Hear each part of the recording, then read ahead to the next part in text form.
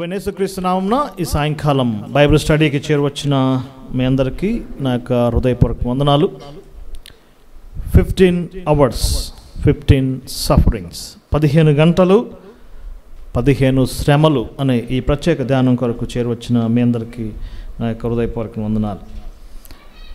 2 వాక్యాలు చదువుకుందాం. మొట్టమొదటిగా మత్తయి సువార్తలో నుంచి, తర్వాత యోహాను సువార్తలో నుంచి, 2 సువార్తల్లో నుంచి మనం కొన్ని వాక్య భాగాలు చదువుకుందాం. మొట్టమొదటిగా మత్తయి సువార్త 26వ అధ్యాయం, ప్రభువైన యేసుక్రీస్తు యొక్క చివరి దినం, లాస్ట్ ఈవెంట్. మత్తయి గారు చాలా చక్కగా టైమ్లీగా రాశాడు. 26వ అధ్యాయము 20వ వచనం నుంచి చదువుతున్నాను. 26వ అధ్యాయం 20వ వచనం, సాయంకాలమైనప్పుడు. 27వ అధ్యాయము 1వ వచనం, ఉదయమైనప్పుడు. 27వ అధ్యాయము 45వ వచనం, మధ్యాహ్నమైనప్పుడు.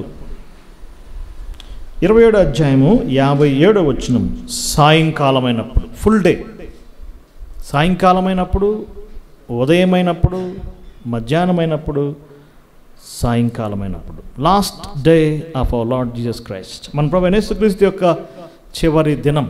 ఆయన భూమి మీద శరీరధారి గడిపిన చివరి దినం సాయంకాలమైనప్పుడు, ఉదయమైనప్పుడు, మధ్యాహ్నమైనప్పుడు, సాయంకాలమైనప్పుడు. యోహాను సువార్త 18వ అధ్యాయం 1వ వచనం. యోహాను గారు టైం కాదు కానీ 2 ప్లేసులు మనకు చూపిస్తున్నాడు. యోహాను సువార్త 18వ అధ్యాయము 1వ వచనం, అక్కడ ఒక తోట ఉండెను, ఆ తోటలోనికి ప్రభువారు పలుమార్లు వెళ్ళాడు. గార్డెన్, గెత్సెమనే తోట. ఇదే యోహాను సువార్త 19వ అధ్యాయము 41వ వచనం, ఆయన సిలువేసిన స్థలములో ఒక తోట ఉండెను, ఆ తోటలో ఎవడును ఎప్పుడు ఉంచబడలేదు. 2 gardens, 2 evenings, 2 gardens. 2 తోటల మధ్య ఏం జరిగింది? మొదటి తోట గెత్సెమనే తోట, రెండవ తోట కల్వరి తోట. 2 gardens. ఇంకో రకంగా చెప్పాలి అంటే 2 mountains, ఒలీవ కొండ మరియు కల్వరి కొండ. 2 mountains మధ్య ఏం జరిగింది? 2 evenings మధ్య ఏం జరిగింది? 2 gardens మధ్య ఏం జరిగింది? మన ప్రభువైన యేసుక్రీస్తు యొక్క చివరి దినం. కొరింథీయులకు రాసిన మొదటి పత్రిక 11వ అధ్యాయంలో అపోస్తలుడైన పౌలు ఒక శ్రేష్టమైన మాట అన్నాడు, తాను అప్పగించబడబో రాత్రి, ద లాస్ట్ నైట్. ఈ విశ్వం అంతటిలో ఒక ప్రత్యేక దినం. అంతకుముందు అలాంటి దినం లేదు, ఇక ముందు కూడా లేదు. ఆ దినం మన ప్రభువైన యేసుక్రీస్తు వారు దాదాపుగా 15 గంటలు శ్రమలు అనుభవించాడు. ఆయన యొక్క శ్రమలు మనోహరంగా మనం చూడబోతున్నాం. గత నెలలో కొంతమంది బ్రదర్స్, కొన్ని ఫ్యామిలీస్ ప్రభువైన యేసుక్రీస్తు యొక్క సిలువ ధ్యానం మాకు ఏమన్నా చిన్న మెడిటేషన్ ఇవ్వండి బ్రదర్, మేము గ్యాదర్ అవుతున్నామంటే నేను నా చిన్న కుమారుడిని తీసుకుని వెళ్ళాను. వాడు కూడా సిలువ గురించి వింటాడని. మీటింగ్ అయిపోయి నాకు అన్నాడు, డాడీ పర్టికులర్గా ఎందుకు ఈ రోజుల్లో సిలువను గురించి ధ్యానిస్తున్నారు? మనం ప్రతి ఆదివారం సిలువను గురించి ధ్యానిస్తున్నాం కదా అని అడిగాడు. వాస్తవమే కదండి, ప్రతి ప్రభు దినమందు బలలో పాలపంపులు పొందేటప్పుడు ప్రభువైన యేసుక్రీస్తు యొక్క శ్రమలను జ్ఞాపకం చేసుకుంటాం. ఆయన జ్ఞాపకం చేసుకుంటూ రొట్టెలో పాత్రలో పాలపంపులు పొందుతాం. అది చాలా మనోహరమైన సంగతి. వాడు అడిగిన ప్రశ్న ఏంటంటే, మళ్ళా ప్రత్యేకంగా ఎందుకు ఆయన సిలువ గురించి ధ్యానించాలి? అవును, సాంప్రదాయక సంఘాల్లో లెంట్ సీజన్ అని ఒకటి ఏర్పాటు చేశారు. ఆ దినాల్లో బైబిల్ విరివిగా దొరకదు, ప్రింటింగ్ చాలా తక్కువగా ఉంది, బైబిల్ సత్యాలు తెలియదు. కాబట్టి కనీసం యేసుప్రభు యొక్క జననం, యేసుప్రభు యొక్క అద్భుతాలు, యేసుప్రభు యొక్క మరణము, సిలువ, పునరుద్ధానం ప్రజలకు అర్థమవుతుందని ఒక ఉద్దేశంతో పెట్టారు. అంతవరకే కానీ అది ఆచారంగా అయింది. తర్వాత దినాల్లో లెంట్ ఆచరించినా ఆచరించకపోయినా ప్రత్యేకంగా బహుమానాలు ఏం లేవు. లెంట్ను బాగా నేను ఆచరించాను కాబట్టి ప్రభు నాకు గొప్ప చేస్తాడన్న నియమం ఏం లేదు. కానీ ప్రభువైన యేసుక్రీస్తు యొక్క సిలువను గురించి మనం ఎప్పుడు ధ్యానించినా అలసిపోం. ప్రభువైన యేసుక్రీస్తు యొక్క సిలువను గురించి ఎన్నిసార్లు పాడినా మనం వేసారిపోం. ప్రభువైన యేసుక్రీస్తు సిలువను గురించి ఎంత ధ్యానించినా మనకు విసుగు కలగదు. 2000 సంవత్సరాల క్రితం జరిగిన సిలువ కార్యం మనకు సిలువకు 4000 కిలోమీటర్ల దూరం ఉంది. జియోగ్రాఫికల్గా 4000 కిలోమీటర్స్ డిస్టెన్స్లో ఉన్నాం. 2000 సంవత్సరాలు వెనక్కి జరిగింది. అయినా కూడా ఈ 2025 ప్రభువైన యేసుక్రీస్తు యొక్క సిలువను ధ్యానించే కొలది మన హృదయాలు ఆనందిస్తాయి. ఎప్పుడైనా ధ్యానించవచ్చు. ఆయన మరణమును గురించి మనం జ్ఞాపకం చేసుకుంటున్నాం. ఈ యొక్క ప్రభువైన యేసుక్రీస్తు యొక్క మరణం, ఈ ప్రత్యేకమైన అంశము 4 సువార్తికులు రాశారు. యేసుప్రభు జన్మ మొత్తం 89 అధ్యాయాల్లో మనం చూస్తున్నాం. ఆయన జీవితం గురించి బైబిల్ గ్రంథం 1189 అధ్యాయాలు ఉన్నాయి. 1189 చాప్టర్స్. అందులో 89 అధ్యాయాలు సువార్తలే. అది చాలా ఆశ్చర్యం. 1100 chapters non gospels, 89 chapters completely gospels. Total chapters ఏంటండి? 1189. ఆ మాట ఎందుకు స్ట్రెస్ చేసి చెప్తున్నాను మీరు అర్థం చేసుకోండి. 89 కంప్లీట్గా ప్రభువైన యేసుక్రీస్తు యొక్క జననం మొదలుకొని ఆరోహణం వరకు, ఫ్రమ్ మేంజర్ టు మెజెస్టీ 4 సువార్తికులు మనకు తెలియజేశారు. కానీ ఈ 89 అధ్యాయాల్లో కేవలం 4 అధ్యాయాలు మాత్రమే యేసుప్రభు యొక్క 30 సంవత్సరాల చరిత్ర చెప్పారు.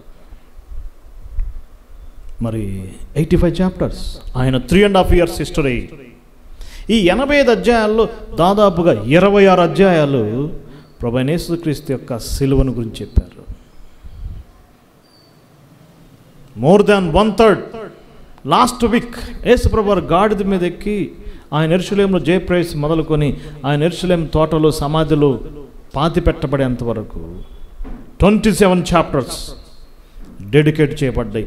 బైబిల్ గ్రంథంలో లేకపోతే సువార్తల్లో ఏదైనా ఒక అంశము 4 చెప్పారంటే అది చాలా ప్రాముఖ్యమైనది. ఒకే ఒక అద్భుతం 4 సువార్తికులు చెప్పారు కదా. ఏంటి అద్భుతం? 5000 మందికి ఆహారం పెట్టడం 4 షేర్ చేసుకుని 4 చెప్పారు. యేసుప్రభు జన్మ గురించి 2 చెప్పారు. యేసుప్రభు యొక్క బాప్తిసం గురించి 3 చెప్పారు.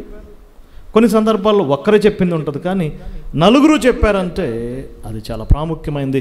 ప్రభువైన యేసుక్రీస్తు వారు గెత్సెమనే తోటలో బంధించబడింది మొదలుకొని ఆయన గ్రేవ్ సమాధిలో ఉండి తిరిగి లేచేంత వరకు 4 తెలియజేశారు. మనం ఈ సమయం మందు పర్టికులర్గా ప్రభువైన యేసుక్రీస్తు యొక్క శ్రమలను అంశం గెత్సెమనే నుంచి గ్రేవ్ తోట వరకు ఉన్న సన్నివేశాలు మనం చూద్దాం. నెంబర్ 1 ఒక 3 అంశాలుగా మనం చూడొచ్చు. గెత్సెమనలో ప్రభువైన యేసుక్రీస్తు వారు పొందిన శ్రమలు, గబ్బాతాలో ప్రభువైన యేసుక్రీస్తు వారు పొందిన శ్రమలు, గొల్గాతాలో ప్రభువైన యేసుక్రీస్తు వారు పొందిన శ్రమలు. 3 G's. గెత్సెమనే, ఇవి night 12 to 3. Gethsemane 3 to 7 and 8. 3 to 7 and 8. ప్రధాన యాజకులు ఎదుట, పిలాతు ఎదుట పొందిన శ్రమలు. గబ్బాతా 9 o'clock సిలువ మీదకి ఎక్కారు. 9 to 6, 9 to 3, 6 hours గొల్గాతాలో పొందిన శ్రమలు. Night 12 to next day afternoon 3, 15 hours. మన అంశం అదే, 15 hours 15 పెయిన్స్. సాంప్రదాయకంగా ట్రెడిషనల్గా ప్రభువైన యేసుక్రీస్తు యొక్క చివరి రోజుకి బైబిల్ పండితులు ఇచ్చిన ఒక టైం లైన్. మేబీ వారు ఆఫ్టర్ 9, 10, 11 ఆ టైంలో వారు గెత్సెమనేకి నడుచుకుంటూ వెళ్ళారు. కిద్రోను వాగు దాటుకుంటూ వెళ్ళాడు. స్టార్టింగే చెప్పాను కదా, 2 కొండల మధ్య. మొదటి కొండ ఏంటండి? ఒలీవ్ కొండ. రెండవది కల్వరి కొండ. 2 కొండల మధ్య ఏముంటుంది? ఒక valley, the valley of suffering. శ్రమలోయ గుండా ప్రభువారు వెళ్ళాడు. ఆ వ్యాలీ ఆఫ్ సఫరింగ్లో ఆయన పొందిన కొన్ని సఫరింగ్స్. నేనైతే ఒక 15 ఎంచుకున్నాను. మీరు ధ్యానిస్తే ఇంకా దొరుకుతాయి. ప్రభువైన యేసుక్రీస్తు యొక్క శ్రమలను మనం లిమిట్ చేయలేం. కరెక్ట్గా ఇన్నే శ్రమలు, ఇన్నేని మనం చెప్పలేం. అవి మానవ జ్ఞానానికి మించినాయి. పేతురు రాసిన మొదటి పత్రిక 2వ అధ్యాయంలో పేతురు గారు చాలా క్లియర్గా చెప్పాడు. ఆయన దూషించబడి బదులు దూషించలేదు, ఆయన శ్రమ పెట్టబడి బదులు ఆయన శ్రమ పెట్టలేదు. పౌలు రాయలేదు, యోహాను గారు రాయలేదు. కేవలం ఎవరు రాశారండి ఆయన శ్రమల గురించి? పేతురు గారు. కారణం, పేతురు ఐ విట్నెస్. యేసుప్రభువుని బంధించింది మొదలుకొని ప్రధాన యాజకుడు ముంగిటికెంతే వరకు ఆయనను వెంబడిస్తూ వెళ్ళాడు. యోహాను గారు ఉన్నాడు, కానీ ఆయన శ్రమలను చూడబోతున్నాం. ఆయన గెత్సెమనే తోటలో ఏం జరిగింది?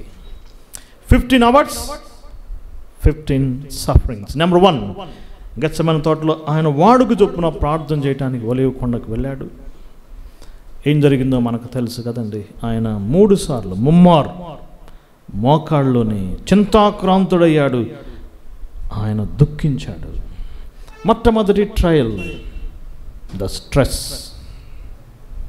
Stress he experience. గెత్సెమనే అనే దాంట్లోనే ఆ మీనింగ్ ఉంది. గానుగుల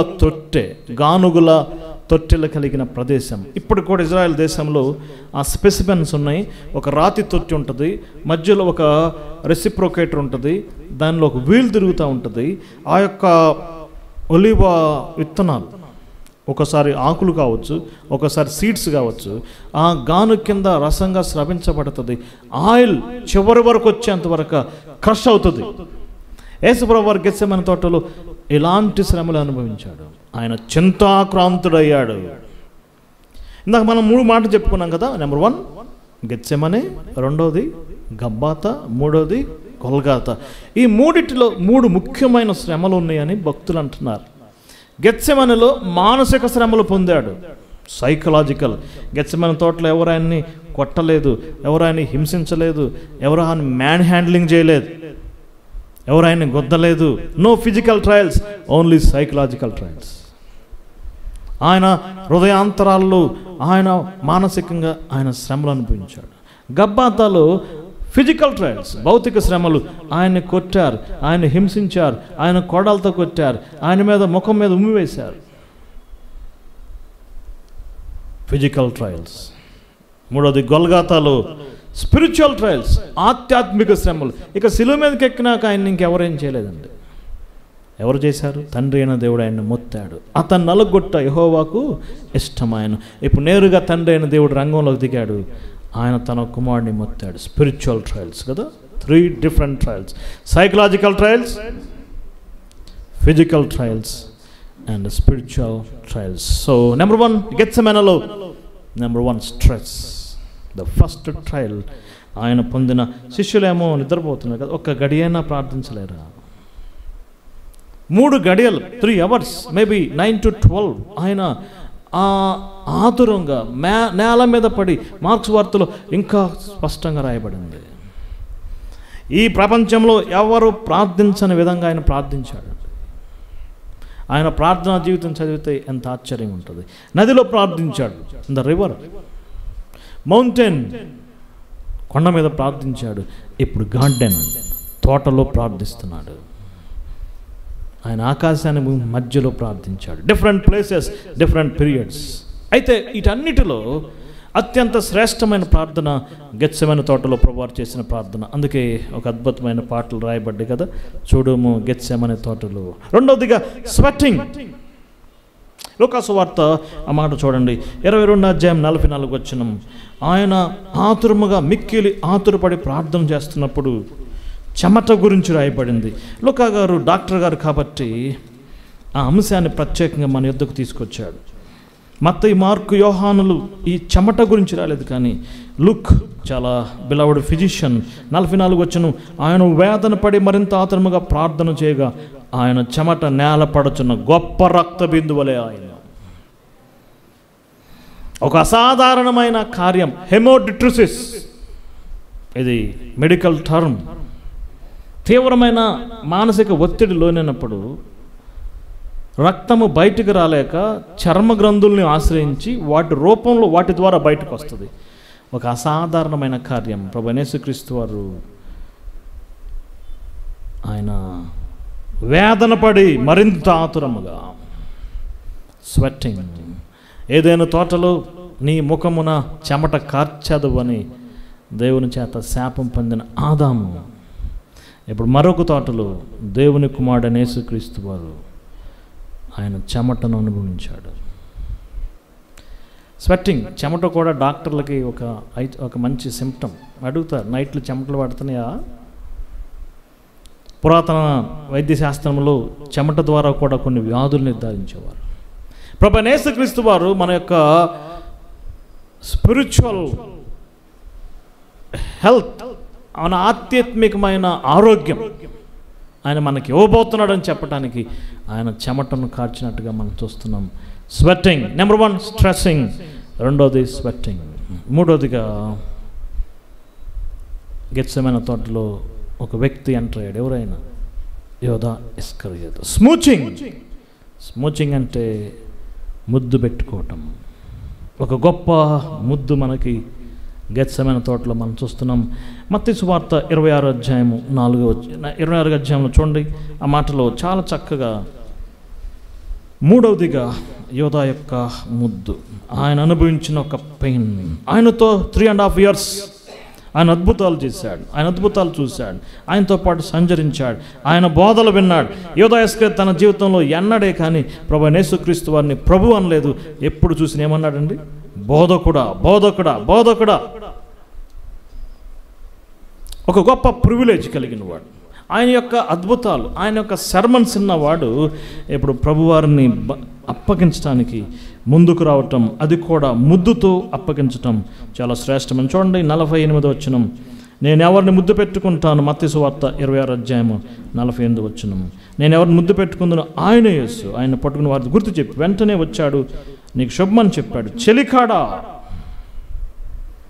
ముద్దు పెట్టుకున్న ప్రభువారు ఆ టైంలో ఏమంటున్నాడండి? ఫ్రెండ్. యోధా ఇస్కరియోతు ఏమన్నాడు? చెలికాడా, ఓయ్ దుర్మార్గుడా. నో, ఆయన పెదాల నుంచి ఎప్పుడు ఇలాంటి మాటలు రాలేదండి. Dear friend, smooching. అసలు వాస్తవానికి యేసుప్రభువారు ఆఖరి రాత్రి శిష్యులతో భోజనం చేస్తుంటే యోధా ఇస్కరియోతు బేరం పెట్టుకుంటున్నాడండి. ఎవరితో? ప్రధాన యాజకులతో బేరం అంట. ఇలా జరుగుతుందంట. మేము 20 కంటే ఎక్కువ, యోధా గారు 50కి ఇవ్వండి. 25 అన్నారంట. ఎవరు? ప్రధాన యాజకులు. ఈయన 40కి వచ్చాడంట. చివరికి ఎంత సెటిల్ చేశారండి? 30 సిల్వర్ పీసెస్. ఇజ్రాయెల్ దేశంలో ఒక బానిస కొనుక్కునే ఖర్చు 30 సిల్వర్ పీసెస్.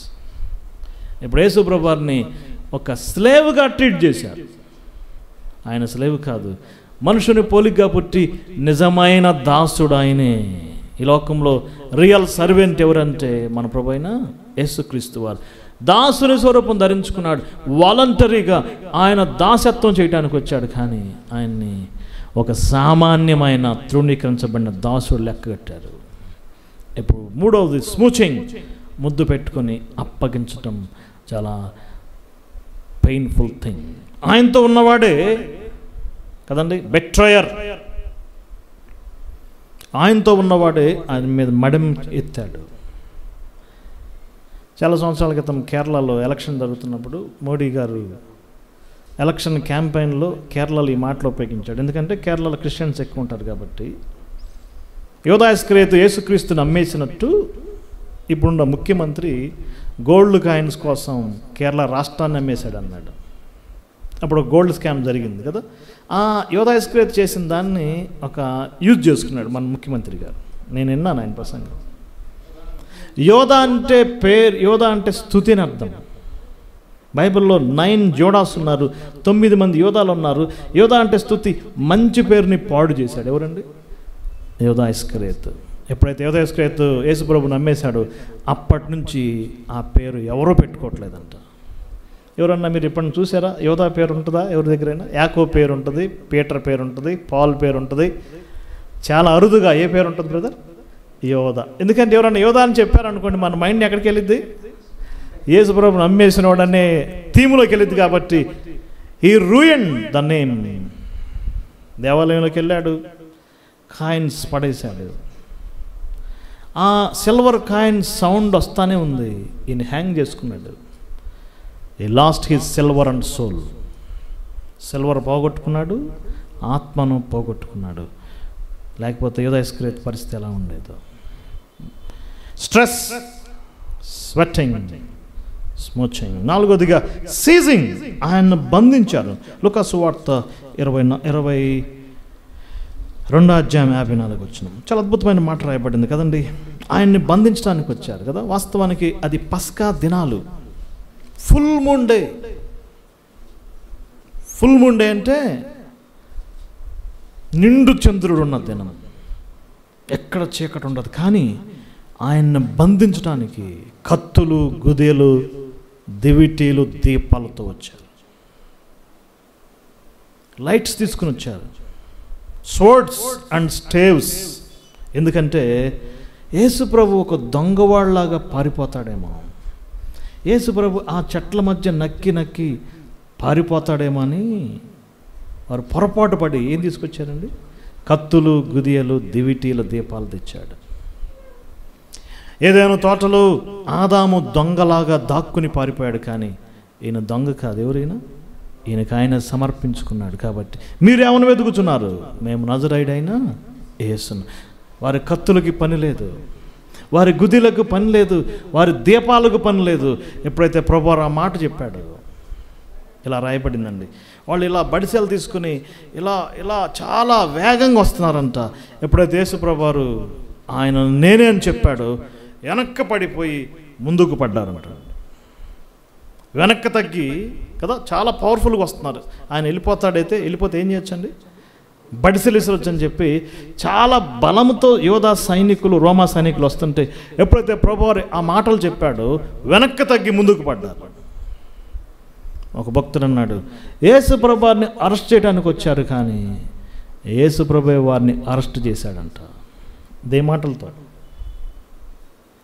ఆయన నేనే, హీ గేవ్ హిమ్సెల్ఫ్, ఆయన వాలంటరీగా సమర్పించుకున్నాడు. అప్పుడు ఏం జరిగింది?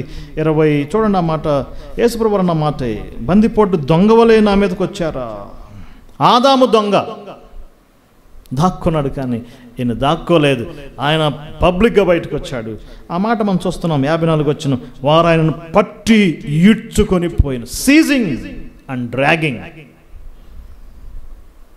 పట్టారు, బంధించారు. Seizing and dragging. ఆ మాటలు ఒక గొర్రె పిల్లను తెలియజేస్తున్నాయి కదా. పట్టి ఈడ్చుకెళ్ళారు. ఏటిని ఈడ్చుకెళ్తారు బ్రదర్స్? జంతువుని ఈడ్చుకెళ్తారు. వదకు తీసుకెళ్ళి ఒక జంతువుని ఈడ్చుకెళ్ళేటట్టుగా ఆయనను గెత్సెమనే నుంచి మళ్ళా ఆ లోయ నుంచి ఆయన ఈడ్చుకొచ్చారు. ఎక్కడి వరకు తెలుసా? ప్రధాన యాజకులు, శాస్త్రుల వరకు ఆయన ఈడ్చుకుని వచ్చారు. Seizing and dragging. So Gethsemane తోటలో 4 పెయింట్స్ మనం చూసాం. ఒకటి స్ట్రెస్, స్వెట్టింగ్, స్మోచింగ్ అండ్ సీజింగ్. ఆయన బంధించబడ్డాడు. ఫస్ట్ టైం బైబిల్లో బంధించబడింది ఎవరో తెలుసా? బైబిల్లో ఫస్ట్ టైం బంధించబడింది ఎవరండి? First time no no no no ఇస్సాకును బంధించి కట్టెల మీద పెట్టాడు. ఫస్ట్ టైం ఎవరు? The son of Abraham, dear son of Abraham. యేసుప్రభువారు ఎవరు? దేవుని కుమారుడు. ఆయన బంధించబడ్డాడు. ఎక్కడ? గెత్సెమనే తోటలో. ఇప్పుడు వారు తీసుకొచ్చి ఎవరికి అప్పగించారు? ప్రభువారు ముందే చెప్పాడు చాలాసార్లు, ఇదిగో మనం ప్రధాన యాజకులకి, శాస్త్రులకి అప్పగించబడతానని పలుమార్లు చెప్పాడు. ఒక మాట చూద్దాం, మత్తయి సువార్త. మనం అక్కడి నుంచి గెత్సెమనే నుంచి ఇప్పుడు మనం యెరూషలేముకి వచ్చాము. అక్కడ ప్రధాన యాజకుడి ఇంటిలోకి వచ్చాము. అక్కడ ఆయన 3 రకాల శ్రమలు పొందాడు. దయచేసి చూద్దాం, చూడండి. మత్తయి సువార్త 20:18 వచ్చింది. ఇదిగో యెరూషలేములకు వెళ్ళుచున్నాము, అక్కడ మనుష్య కుమారుడు ప్రధాన యాజకులకు, శాస్త్రులకును అప్పగించబడతాడు కదా. ఈ బంధించబడిన ఆయన తీసుకొచ్చారు. ఎవరికి అప్పగించారు? అక్కడున్నమాట, ప్రధాన యాజకులకును శాస్త్రులకు అప్పగించారు. మత్తయి సువార్త 26:57 వచ్చింది. చూద్దాం. ఇక్కడ యేసు ప్రభువారు 3 రకాల శ్రమలు, 3 రకాల ట్రయల్స్, 3 రకాలైన తీర్పులు అనుభవించాడు. ఎవరి ద్వారా అంటే అన్నా ఎదుట, కైప ఎదుట, సన్హెద్రి సభ ఎదుట. మార్చి పక్క పక్కనే అదొక ప్రీస్ట్లీ హౌస్, ప్రధాన యాజకుని యొక్క గృహం. కింద చిన్న ప్రెజన్, చిన్న విచారించే స్థలం ఉంటుంది. అక్కడ ప్రభువుని తీసుకొచ్చారు. ఫస్ట్ అన్నా విచారించాడు. అన్నా సీనియర్ హై ప్రీస్ట్, వాళ్ళ అల్లుడి పేరేంటి? కైప. ఆయన విమర్శించాడు. నెక్స్ట్ సన్హెద్రి సభ, రాజ్యసభ అనుకోండి. 3 ట్రయల్స్ ఆయన పొందాడు. ఈ సందర్భంగా మత్తయి సువార్త 26:57 నుంచి 68 వచనాల్లో ఈ విషయాలు చక్కగా ఉంటాయి. ఇక్కడ ఏం జరిగింది? ప్రభువారిని దేవుని కుమారుడువా, నువ్వు దేవుని కుమారుడు అయితే చెప్పని ఆయన అడిగినప్పుడు నెక్స్ట్ ట్రయల్ ఆయన పొందుకున్నది చాలా శ్రేష్టమైన 26:67 వచనం. స్పిట్టింగ్.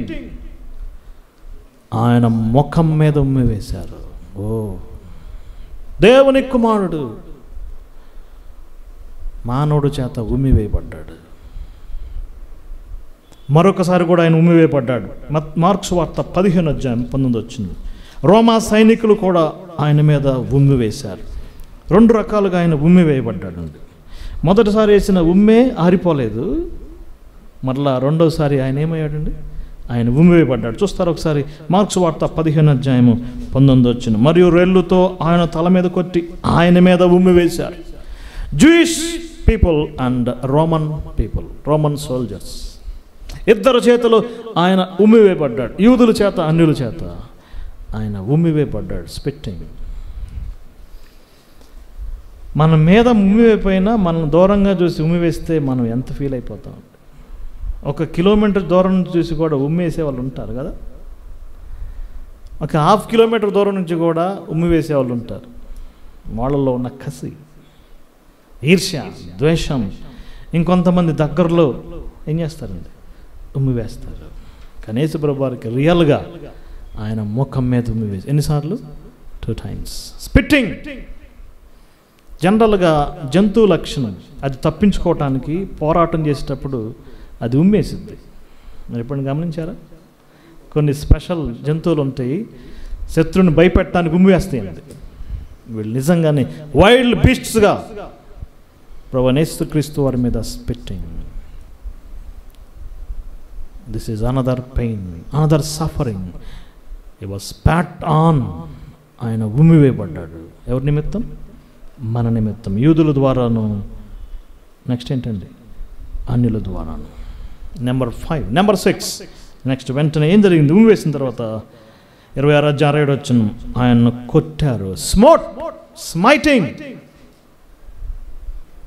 అరచేతులతో ఆయన్ను కొట్టారు. చూస్తారు ఒకసారి 26:67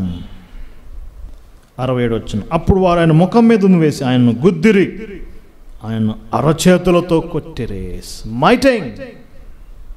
మరొక సందర్భంలో ఆయనకు గంతలు కట్టి ఆయన్ని గుద్దారు. ఫిస్ట్స్, వారి యొక్క బలమైన పిడిగుద్దులు ఆయన మీద పడినాయి, ఆయన ముఖం మీద పడినాయి. మానవుల యొక్క పిడిగుద్దులు ఆయన అనుభవించాడు. స్మిట్టింగ్. ఆయన పిడిగుద్దులు పొందాడు. ఆయన మౌని అయ్యాడు. He did not rebel. ఆయన వారిని ఆపలేదు, ఆపండి అనలేదు. లేకపోతే వారు పిడిగుద్దులు వేస్తుంటే పక్కకు నెట్టలేదు. అసలు గెత్సెమనే తోటలోనే ఆయన వేడుకోలేదు కదా. వేడుకున్నాడా? నేను వేడుకుంటే 12 సేనా వ్యూహాలు పంపిస్తాడు. అందుకే పేతురు గారు మనోహంగా రాశాడు, ఆయన దూషించబడి బదులు దూషించలేదు, ఆయన శ్రమ పెట్టబడి ఆయన బెదిరించలేదు. బెదిరించాడా? బెదిరిస్తే ఎక్కడ బెదిరించగలరండి? గెత్సెమనే తోటలను బెదిరించగలరు, కానీ ఆయన బెదిరించలేదు. ఈ యొక్క యూదుల దగ్గర జూయిష్ ట్రయల్స్, వాస్తవానికి 2 ప్రధాన యాజకులు ఉన్నారు. ఒక్క ప్రధాన యాజకుడు ఉండాలండి లెక్క ప్రకారం. బిబ్లికల్గా ఒక ప్రధాన యాజకుడు చనిపోయిన తర్వాతే రిటైర్మెంట్, తర్వాత ఎవరు రావాలి? మరో ప్రధాన యాజకుడు. కానీ విచిత్రంగా 2 ప్రధాన యాజకులు ఉన్నారు మామాళ్ళలో. లోకాసు వార్త 3 ఉంటుంది. యేసుప్రభు సేవ ఆరంభంలోనే ఉన్నారు, ఆయన చనిపోయేంత వరకు ఆ 2 ఉన్నారు. ఎవరిద్దరు? అన్న, కైప. ఆ యొక్క కోర్టులో జరిగింది ఏంటంటే 2 జరిగినాయి, స్పిట్టింగ్ అండ్ స్మైటింగ్. క్యాపిటల్ పనిష్మెంట్ వారు చేయలేరు, మరణం విధించలేరు. కాబట్టి ఇప్పుడు ప్రభువారిని జెంటైల్ కోర్ట్స్కు తీసుకొస్తున్నారు. ఒక అద్భుతమైన మాట మనం చూద్దాం. చూడండి, యెషయా గ్రంథం 53:8 ఒక మంచి మాట ఇంగ్లీష్ బైబిల్లో ఉంటుంది. ప్రెజెంట్ నుంచి, జడ్జిమెంట్ నుంచి ఆయన కొనిపోబడిన. 53:8 ఎవరైనా బ్రదర్స్ ఇంగ్లీష్ బైబిల్ ఉంటే చూడండి. ప్రెజెంట్ నుంచి, జడ్జిమెంట్ నుంచి తీసుకెళ్ళారు. 53:8 చూస్తారు ఒకసారి. తెలుగులో అంత స్పష్టంగా లేదు, కానీ కొన్ని వందల సంవత్సరాల క్రితమే యెషయా గ్రంథం 53 ప్రభువైన యేసుక్రీస్తు యొక్క శ్రమలు అద్భుతంగా వివరించబడినాయి. ఇందాక మీకు ఆల్రెడీ చెప్పా కదండి, ప్రధాన యాజకుడు ఇంటి కింద ఏముంటుంది? ఒక ప్రెజన్ ఉంటుంది. ఆ ప్రెజన్లో ప్రభువారిని జడ్జిమెంట్ చేశారు. ఇప్పుడు అక్కడి నుంచి తీసుకెళ్లారు. ఎక్కడికి? పిలాతు దగ్గర తీసుకెళ్లారు. ప్రెజన్ నుంచి తీసుకెళ్ళటం చాలా అద్భుతమైన సంగతి. పిలాతు గారి దగ్గర తీసుకొచ్చారు. పిలాతు అప్పటికే ప్రభువారిని ఎట్లయినా విడిపించాలి అని ఎదురు చూస్తుంటే ఈ సందర్భంగా ఒక వ్యక్తి అన్న మాట ఏంటంటే, గలిలయుడు, ఈయన గలిలయుడా, అట్లయితే ఈయన నా పోలీస్ స్టేషన్ పరిధిలోకి రాడు, ఈయన గల్లీ కోర్టులోకి వెళ్ళాలి. గల్లీ కోర్టుకి హెడ్ ఎవరండి? హేరోదు దగ్గరికి. ఆయన తప్పించుకోవడానికి ప్రయత్నం చేశాడు, హేరోదు దగ్గరికి పంపించాడు. ఏం జరిగింది హేరోదు దగ్గర? హేరోదు ప్రభువైన యేసుక్రీస్తు వారిని చూసి మిక్కిలి సంతోషించాడు, చాలా ప్రశ్నలు వేశాడు, ఒక్క సమాధానం కూడా ప్రభువారు మాట్లాడలేదు. చాలా ఆశ్చర్యంగా ఉంటుంది అన్నమాట. లూకా సువార్త 23వ అధ్యాయం మాటలు ఉంటుంది. మిక్కిలి సంతోషించాడు, చాలా ప్రశ్నలు వేస్తే ఒక్కదానికి కూడా ఆన్సర్ చెప్పలేదండి. యేసు ప్రభువారు ఈ లోకంలో ఉన్నప్పుడు ఎవరితో మాట్లాడకుండా లేడు,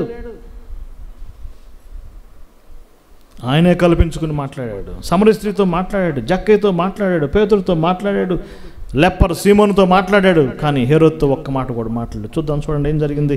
23 లూకా సువార్త. ఈ యొక్క హేరోదే బాప్తిస్మిచ్చి యోహాను తల కొట్టేశాడు. చూస్తారా 8వ వచనం. హేరోదు యేసును చూసి మిక్కిలి సంతోషించాడు, ఆయన గురించి చాలా సంగతులు విన్నాడు, ఏదైనా సూచిక ఇచ్చాడు, నిరీక్షించాడు. కానీ ఆయనను చూసినప్పుడు చాలా ప్రశ్నలు వేసినను ఆయన అతనికి ఉత్తరమేమీ ఇయ్యలేదు, ఏం మాట్లాడలేదు. ఎందుకంటే ఈయన బాప్తిస్మిచ్చి యోహాను తల తీసేశాడు. బాప్తిస్మిచ్చి యోహాను ఎవరండి? ప్రజలు అడుగుతున్నారు, నువ్వెవరువి? ఏలియావా, ఇర్మియావా? నేను ఒక వాయిస్, నేను ఒక స్వరం. తల తీసేస్తే ఏమైంది? స్వరం లేకుండా చేశాడు కాబట్టి హేరోదుకి స్వరం వినే అవకాశం లేదు. హేరోదు స్వరాన్ని తీసేశాడు, పిలాతు స్వరాన్ని అణిచేశాడు. ఇప్పుడు చెప్పండి, హేరోదుకి యేసుప్రభు తీర్పు తీర్చాడా? యేసుప్రభు హేరోదుకు తీర్పు తీర్చాడా? యేసుప్రభు హేరోదు తీర్పు. ఏం చేశాడు? Next the stripping. ఏం చేసేది లేక అతని అంగీలు తీసివేశారు. స్ట్రిప్పింగ్. 27వ అధ్యాయం మత్తయి సువార్త 28వ వచనం. యేసుప్రభు వారు బట్టలు తీసేశారు, మళ్ళీ మరి బట్టలు వేసాడు, మళ్ళీ పిలాతు దగ్గరికి వెళ్ళారు. ఒకసారి చూస్తారా? నెక్స్ట్ మరొక పెయిన్. 27వ అధ్యాయము 28వ వచనం మత్తయి సువార్త 28. ఏముంది అక్కడ? ఆయన అస్త్రాలు తీసివేశారు కదా. 27వ అధ్యాయము. ఆయన వస్త్రము తీసివేసి స్ట్రిప్పింగ్. అంగీలు తీసేయటం అనేది చాలా షేమ్ఫుల్ ఈవెంట్. చిన్నప్పుడు మనందరం అటు ఇటు బాగా ఆడుకున్న వాళ్ళమే, రకరకాలు చేసిన వాళ్ళమే. పల్లెటూరులో ఉన్నాం కాబట్టి మా ఫ్రెండ్ ఒకడు పనసకాయలు దొంగతనం చేశాడు. పనసకాయలు రెడ్డిస్ యొక్క పొలంలో. మొత్తానికి అతను పట్టుకుని చెట్టుకు కట్టేశారండి. బట్టలు ఉప్పదీసి ఓన్లీ నిక్కర పెట్టేసి వాళ్ళ పేరెంట్స్ వచ్చే వరకు చెట్టు కట్టేశాడు. షేమ్ఫుల్ కదా. ఏంటి షేమ్ఫుల్? ఒక మానవుడి చేతిలో ఒక మానవుడు స్ట్రిప్పింగ్, బట్టలు తీసిపెట్టాడంటే ఎంతో అవమానం. దేవుని కుమారుడు, ప్రశస్త వస్త్రం కలిగిన వాడు. యేసుప్రభు యొక్క అంగీ చదవండి, ఆయన అంగీలు ఎంత గొప్పవి, అదొక పెద్ద సబ్జెక్ట్. కానీ ఇప్పుడు ఆయన స్ట్రిప్పింగ్, మరొక పెయిన్, ఆయనకు అంగీలు తీసివేశారు. ఆ మాట చదివితే చాలా సందర్భాల్లో మనం చూస్తున్నాం. అంతేకాదు యేసుప్రభు వారు శిలువ మీద ఉన్నప్పుడు ఆయన అంగీలు కొరకు చీట్లు వేశారు. కనీసం 5 రకాల అంగీలు ఉన్నాయంట ఆయన. ఒకటి, ఆయన వేసుకున్న చెప్పులు కూడా దాని కిందకే వస్తాయి. చెప్పులు వారు కదా, చెప్పులు పంచుకున్నారు. ఆయన అవుటర్ గార్మెంట్ పంచుకున్నారు, ఇన్నర్ గార్మెంట్ పంచుకున్నారు, తల మీద ఉండే దాన్ని పంచుకున్నాడు. 5 రకాలుగా ఆయనకున్న అంగీలు తీసివేయబడ్డాయి. Stripping, stress, sweating, smooching, seizing, smiting and stripping. ఏం జరిగింది? Next event. బట్టలు ఎందుకు తీసేశారు? ఒక కార్యం జరగబోతుంది. స్కౌడ్జింగ్. స్కౌడ్జింగ్ మీన్స్ కొరడాలతో కొట్టడానికి బట్టలు తీసేశారు. మత్తయి సువార్త 27వ అధ్యాయం 26వ వచనం. ఎందుకు బట్టలు తీసేశారండి? అవమానపరచడమే కాదు, దేని కొరకు? ఆ యొక్క నేకెడ్ విప్, ఆయన యొక్క వీపు మీద ఆయన కొరడాలతో నాట్యమాడినాయి. జనరల్గా ఏమంటారంటే 39 కోడా దెబ్బలు అంటారు. బైబిల్లో లేదండి. యూదుల లా ఏంటంటే 40 కోడా దెబ్బలు కొట్టాలి, యూదుల నియమం. అందుకని యూదులు ఏం చేస్తారంటే లెక్క తప్పిద్దామో అని చెప్పి 39 ఆపేస్తారు. 1 తక్కువ 40, లెక్క పొరపాటు అయిద్దేమో, క్యాలిక్యులేషన్ సరిగా ఉండదేమో, 40+ కాకూడదని 1 తగ్గిస్తారు. ఇప్పుడు యేసుప్రభు రోమన్ చేతులకు వెళ్ళిపోయాడు. Roman law no limit. Roman లాకి ఏం లేదండి, లిమిట్ లేదు. ఒక పోస్ట్ కడతారు, అతని చేతులు దానికి బంధిస్తారు, కిందకు వంగిపోతాడు. అతడు ఆ దెబ్బలకు వేసారిపోయి మోకాళ్ళు టూస్ మీద పడేంత వరకు కొడతారు. ఎన్ని కొట్టారు నాకు తెలియదు. స్కౌర్జింగ్. ఆయన వీపు నాగలసాలుగా దున్నబడింది. ఆ ప్రవచన యెషయా గ్రంథంలో మనం చూస్తున్నాం. ఆ స్వరూపమైన వాడు కురీపిగా మారిపోయాడు. స్కౌర్జింగ్, విప్పింగ్ పోస్ట్ 2 రకాలుగా ఉంటుంది. గోడకి ఒక కట్టి కిందకి ఎలాడదీస్తారు, లేదా గోడలో ఒక రింగ్ లాగా పెట్టి దానికి చేస్తారు. మరి ప్రభువారిని ఎలా చేశారు మనకు తెలియదు. ఆయన కోడా దెబ్బలు తిన్నాడు. స్కౌర్జింగ్. ఎక్కడ జరిగింది అంతా? గబ్బాతా. పిలాతు ఎదుట ఆయన తీర్పు తీర్చబడ్డాడు. కోడా దెబ్బలు కొట్టాడు. కొన్ని సువార్తలు ఏముందంటే కోడాలు కొట్టించి సిలువు తీర్పు ఇవ్వబడిందని ఉంది. కొన్ని చోట్ల ఏముందంటే ఆయన సిలువు తీర్పు ఇవ్వబడి కోడాలతో కొట్టించాడు ఉంది. ఏదన్నా ఒకటే. స్కౌర్జింగ్. నెక్స్ట్ ఏంటి? షేమింగ్. ఆయన్ని అవమానపరిచారు. చూస్తారన్నమాట. మత్తయి సువార్త 27:20. మత్తయి సువార్త 27:20. ఆ మాట చదువుతారు బ్రదర్స్?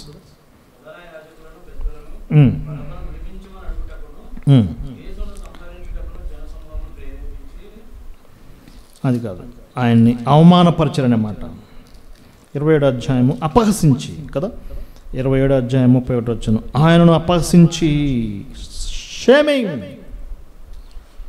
ఏం చేశారు? ఆయన్ని అపహసించారు. రాజు కదా, ఒక కిరీటం ఉండాలి, ముళ్ళ కిరీటం పెట్టారు. రాజు కదా, ఒక రెల్లు ఉండాలి, ఒక దండం ఉండాలి. ఏమిచ్చారు? ఒక రెల్లు ఇచ్చారు. రాజు కదా, ప్రశస్త వస్త్రం ఉండాలి, ఓదా రంగు వస్త్రం ఇచ్చారు. షేమింగ్. ఆయన అవమానపరిచారు, ఆయన ఎగతాళి చేశారు.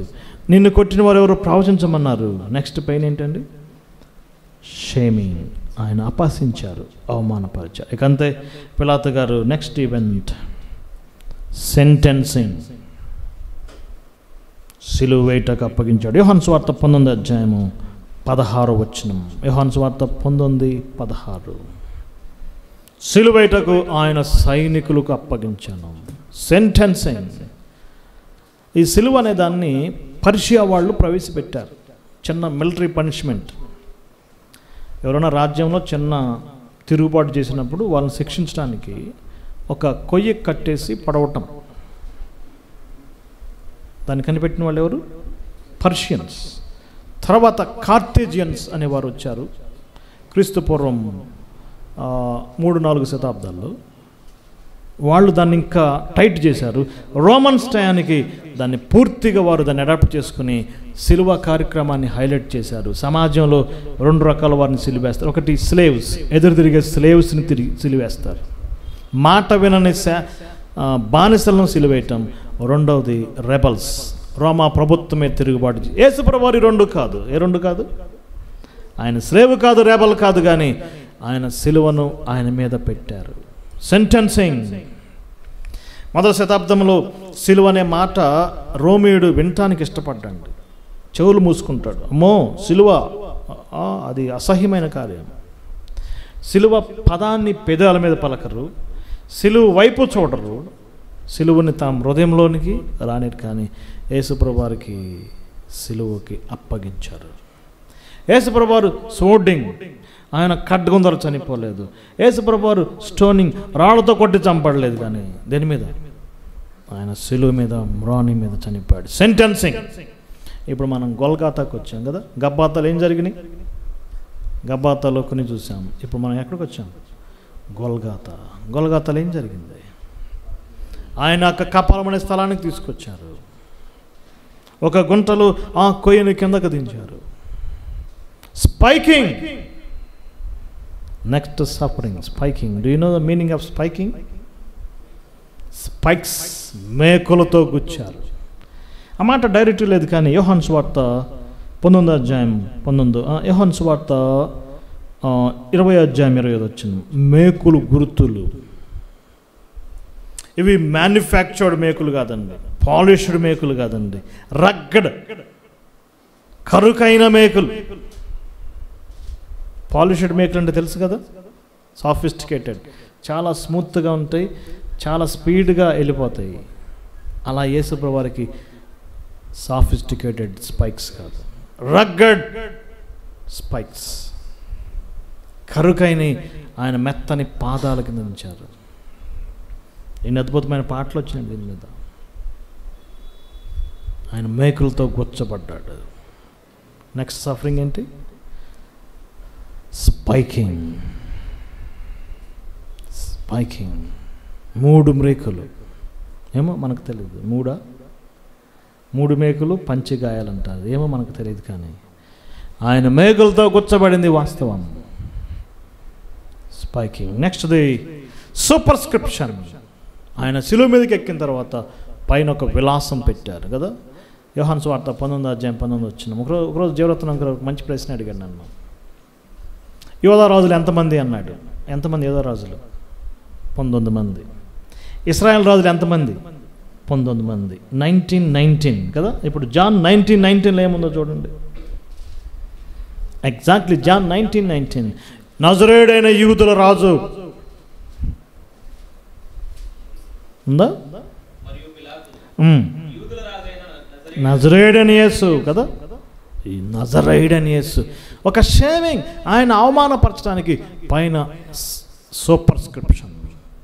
కొన్నిసార్లు పై విలాసము, కొన్ని చోట్ల ఎక్విజిషన్ అని రాయబడింది. ఆయన ఏం నేరం చేశాడు? ఏం నేరం లేదు, జస్ట్ ఆయన పేరు చెప్పబడింది. ఎవరైనా నజరేయుడు, తృణీకరించబడినవాడు, నీ నిమిత్తం ఆమె తృణీకరించబడినవాడు. సూపర్స్క్రిప్షన్.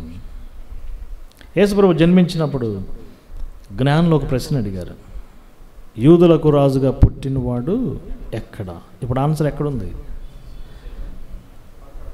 సిలువ మీద ఉంది. వాళ్ళకి ఆన్సర్ ఎక్కడ దొరికింది? Not in Bethlehem but in Calvary. ఈయన యూదులు రాజు నజరేయుడైన యేసు. గలిలయుడు, నజరేయుడు, ఈ 2 ఆయన తృణీకరమైన పదాలు. 3 భాషలో రాయబడింది. లాటిన్, రోమన్ చదవాలి, గ్రీక్ ప్రపంచ భాష గ్రీకులు చదవాలి, హీబ్రూ చదవాలి, ఆయన సిలువేయబడాలని చదవాలి. ఆ సిలువకు కూడా ఒక పేరు ఉందండి. ఆ సిలువ పేరు చూస్తారు యోహాను సువార్త 19వ అధ్యాయంలోని. యేసు సిలువ, the Jesus of the cross of Jesus. హిస్టారికల్గా ఈ లోకంలో ఎన్నో వేల సిలువలు ఉన్నాయి, కానీ ఒక సిలువ మాత్రం ఉంది. ఆ సిలువ పేరేంటి? యేసు సిలువ. 25:19-25 వచ్చిన. ఆయన తల్లియు, ఆయన తల్లి సహోదరియు, క్లోపాబారి మరియు మగ్దలేన మరియు యేసు సిలువ, ద క్రాస్ ఆఫ్ జీసస్ కదా. ఇంకో వ్యక్తి ఉన్నాడు, యోధాని వేశారనుకోండి, యోధా సిలువ కదా. ఇంకో వ్యక్తి వేస్తుంటే ఇంకో వ్యక్తి, కానీ ఏ సిలువ ఇది? యేసు సిలువ. సూపర్స్క్రిప్షన్ ఏమంటారు ఆర్కియాలజిస్టులు? తవ్వకాల్లో దొరికిందంటారు, మనకు తెలియదండి. యేసు సిలువ సూపర్స్క్రిప్షన్ దొరికిందంటారు. ఎంతవరకు వాస్తవం మనకు తెలియదు. దొరికినా దొరకపోయినా మనం లేఖనాలను నమ్ముతున్నాం కదా. చూచిన వాటికంటే చూడని వారి దమ్మం. ఏం జరిగింది? Sentencing, spiking, superscription and sponge. 6 hours ప్రభు యేసుక్రీస్తు వారి శిలువలో వేలాడాడు. ఫస్ట్ 3 hours వెలుగులో ఉన్నాడు. 9 to 12, 12 o'clock చీకటి పడింది. 12 to 3 లోకమంతా, దేశమంతా చీకటి కమ్మింది. ఆ 3 hours సైలెన్స్. ఏం జరిగింది సైలెన్స్ టైంలో? చాలా శ్రేష్టమైన మాట చెప్పాలి. ఈ మాట చెప్పేటప్పుడు నేను ఎంతో భయముతో చెప్తున్నాను. ఇప్పటివరకు ప్రభువారు పొందిన శ్రమలన్నీ ఒకటైతే, ఆ 3 hours ఆ చీకట్లో ఆయన పొందిన శ్రమ శ్రేష్టమైంది. Sin bearing. సిన్ బేరింగ్, మన కొరకు పాపముగా చేయబడ్డాడు. ముఖం మీద ఉమ్మేశారా? కోడాలతో కొట్టారా? ఆయన్ని బంధించారా, ఆయన ఈడ్చారా, నో ప్రాబ్లం. ఇప్పుడు వాటన్నిటికి మించి శ్రమ తీవ్రమైంది. 3 అవర్స్ ఏమయ్యాడు ఆయన? పాప మెరుగుని ఆయన మన కొరకు పాపంగా చేయబడ్డాడు. నా స్థానం నీ స్థానంలో ఆయన పాపిగా నిలబడ్డాడు. 2 అద్భుతమైన మాటలు దీనికి సంబంధించి ఉన్నాయి. మొట్టమొదటిగా 2 కొరింథీ పత్రిక 5:2 పాప మెరుగుని ఆయన మన కొరకు పాపంగా చేయబడ్డాడు. నెంబర్ 1 గలతీ పత్రిక 3 మ్రాను మీద వేలాడు ప్రతివాడు శాపగ్రస్తుడు. ఆ 3 అవర్స్ ఆయన మన శాపాన్ని భరించాడు. సిన్ బేరర్, నీ పాపాన్ని, సర్వలోక పాపాలని ఆయన మోసుకెళ్ళాడు కదా. బాప్తిస్మ ఇచ్చేవాడు అన్న మాట ఏంటి? ఇదిగో లోక పాపం మోసుకుని పోవు దేవుని గొర్రె పిల్ల. ఆయన జీవితం అంతా పాపాన్ని మోసాడు. నో, ఈ 3 అవర్స్ మన పాపమంతా ఆయన భరించాడు. అందుకే ఒక్క మాట, ఆయన పలికిన 7 మాటల్లో ఒక్క మాట 2 సార్లు రాయబడింది. ఏంటి ఆ మాట? నా దేవా నా దేవా నన్నేల చెయ్యి విడనాడితే. ఈ ఒక్క మాటే 7 మాటల్లో ట్వైస్ రాయబడింది. నా 3 అవర్స్ తండ్రి అయిన దేవుడు ఆయన విడిచిపెట్టాడు. We don't know why. Martin Luther గారు అన్నమాట, దేవుణ్ణి విడిచిపెట్టడమా, ఇది నా జ్ఞానానికి మించింది. నిత్యత్వం దానికి ఆన్సర్ చెప్పిద్దామో నాకు తెలియదు. Sin bearing. 12 to 3 అయిపోయింది. చీకటి అంతం కాబోతుంది, వెలుగులోకి వస్తుంది. యేసుప్రభువు ఒక మాట పలికాడు, ఐ థర్స్ట్, నేను దాహం కొని ఉన్నాను. ఏం చేశారు చూడండి ఒకసారి. స్పంజ్, యోహాను సువార్త 19:29. అప్పటికే యేసుప్రభువు వారికి 2 డ్రింక్స్ ఆఫర్ చేశారు. ఒక డ్రింక్ ఆయన తీసుకోలేదు, ఇంకో డ్రింక్ వారు కూడా ఆయనకి ఇవ్వలేదు. కానీ ఇప్పుడు 3వ డ్రింక్ ఆయన దాన్ని తీసుకున్నట్టుగా మనం చూడవచ్చు. ఈ యొక్క 4 సువార్తలు పరిశీలన చేస్తే అట్లీస్ట్ ఆయనకి 3 డ్రింక్స్ ఆఫర్ చేశారు. మొదటి డ్రింక్ ఆయన రాజుగా నిరాకరించాడు. 2వ డ్రింక్ ఆయన ప్రధాన యాజకుడిగా నిరాకరించాడు. ఇప్పుడు 3వది ఆయన ప్రవక్తగా దాన్ని నిరాకరించాడు. చూస్తారు యోహాను సువార్త 19:29.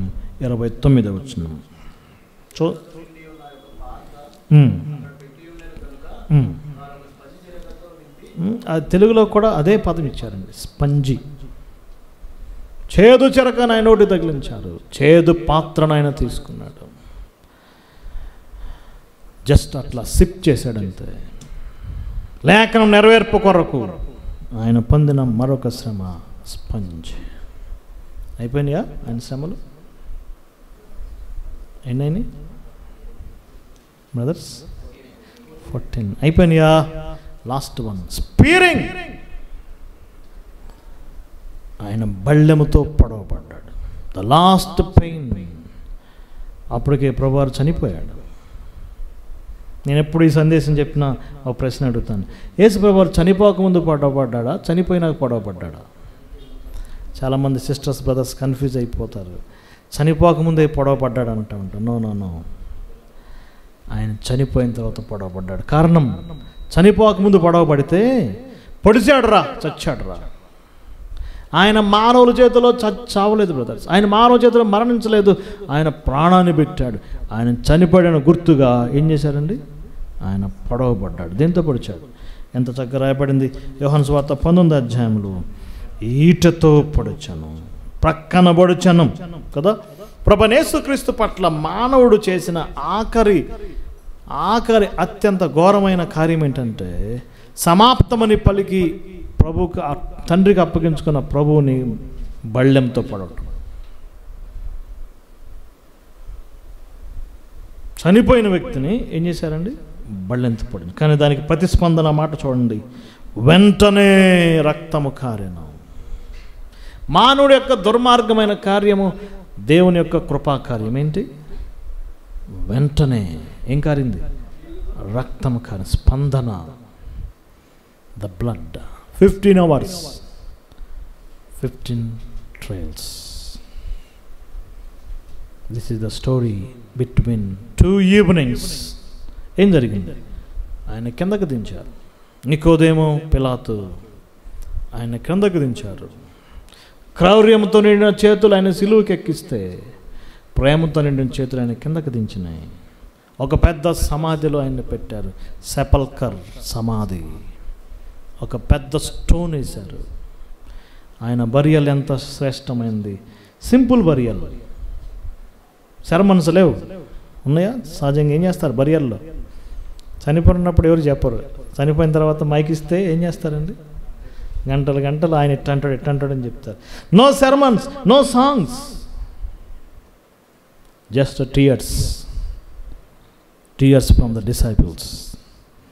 ఆయన సమాధిలో పెట్టారు. That is the last glimpse. ప్రభువైన యేసుక్రీస్తు వారిని శరీరంతో చూసిన ఆఖరి చూపదే. ఇక ఆయన ఎన్నడూ భూమి మీద అలా కనపడలేదు. సమాధికి ఏమేశారండి? పెద్ద స్టోన్ వేశారు. యేసు ప్రభువుని సమాధిలో పెట్టడంలో కూడా ఒక గ్రేటెస్ట్ సఫరింగ్. నిత్య కుమారుడు, దేవుని కుమారుడు సమాధిలో పెట్టబడటం ఒక నీచమైన కార్యం. దేవుని స్తోత్రం. 6వ దినమున ఈ రోజ్ అగైన్ ఆయన మరణాన్ని జయించి తిరిగి లేచాడు. మత్తయి సువార్త 8:6 ఆయన ఇక్కడ లేడు, ఆయన లేచి ఉన్నాడు. మార్కు సువార్త 16:6 ఆయన ఇక్కడ లేడు, ఆయన లేచి ఉన్నాడు. లూకా సువార్త 24:6 ఆయన ఇక్కడ లేడు, ఆయన లేచి ఉన్నాడు. ఆయన చావు సమాధిని ఓడించాడు. సీల్ వాజ్ బ్రోకెన్, ముద్ర పగిలిపోయింది.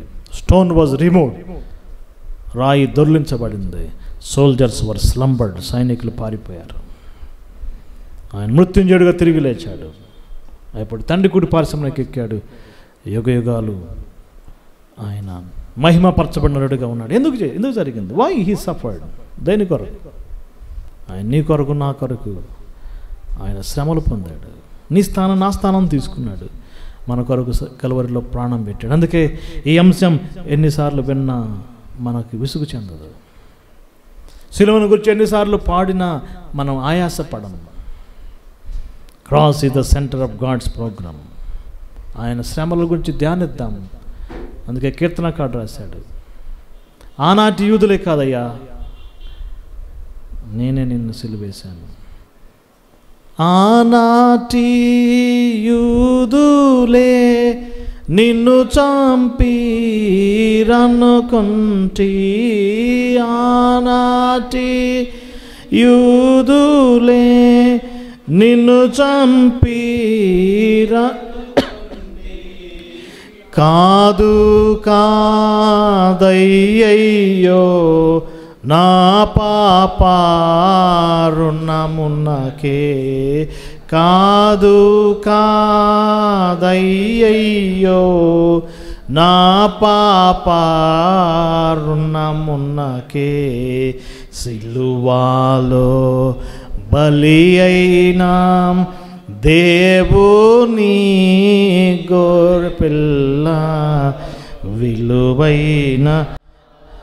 Stress, sweating, smooching, seizing, spitting, smiting, stripping, scourging, shaming, sentencing, superscription, spiking, sponge, spearing and సెఫల్కర్.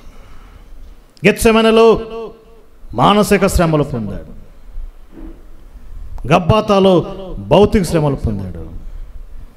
గొల్గాతాలో ఆధ్యాత్మిక శ్రమలు పొందాడు. Psychological, physical and spiritual. ఎవరి కొరకు?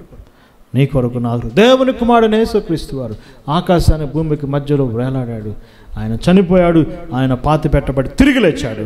ఎవరైతే ఆయన ఏంది విశ్వసిస్తున్నారో వారికి నిత్యజయం కలుగుతుంది. ఇదే సువార్త. దేవుడి వాక్యాన్ని దీవించును గాక.